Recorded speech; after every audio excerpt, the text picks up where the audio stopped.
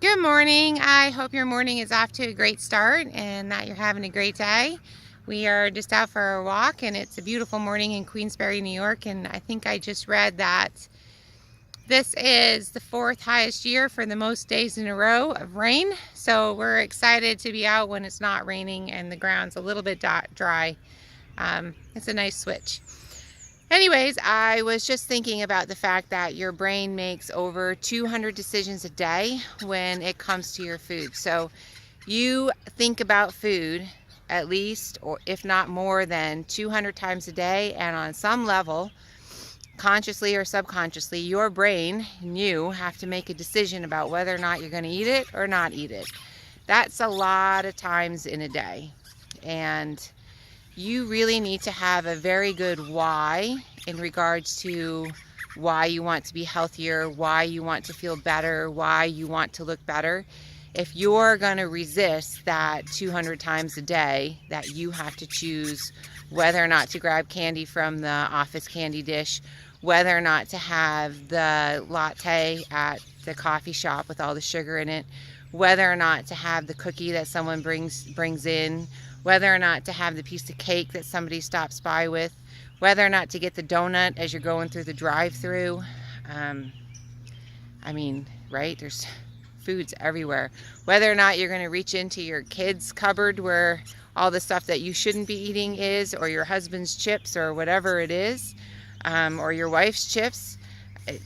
You are thinking about food all day on some level, either consciously or subconsciously, and you have got to make a decision. So it's really important in terms of the pain-pleasure principle, in which your brain will do more to avoid pain than to gain pleasure. It's really important that you understand how important it is for you to achieve your goals. Because that, if your brain on a subconscious level really gets that staying in the state you're in is very uncomfortable, it will make making those choices a lot easier. You'll be able to say no to the glass of wine when you're out with dinner and friends. You'll be able to say no to the fresh baked cookies that somebody's offering you. And it won't be a thought process because your goal will be driving you. But if your goal is not strong enough and you don't associate enough pain to staying in your current state, then you're gonna grab the cookie. I mean, because the brain will perceive more pain to not having the cookie than to achieving your goal. So if that makes any sense at all, I hope it does. It's a really hard topic to touch on, and I really struggle with putting it into words.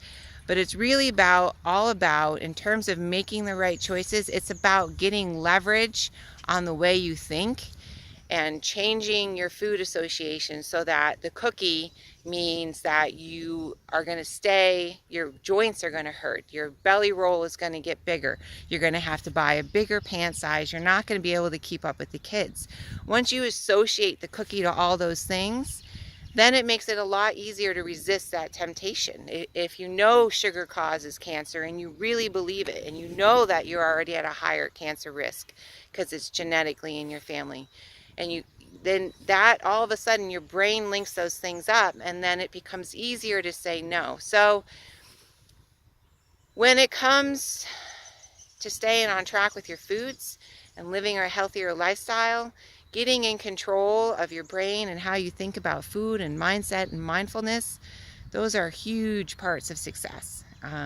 If those are things that you need help with, I would love the opportunity to chat with you about it and see if I can help you.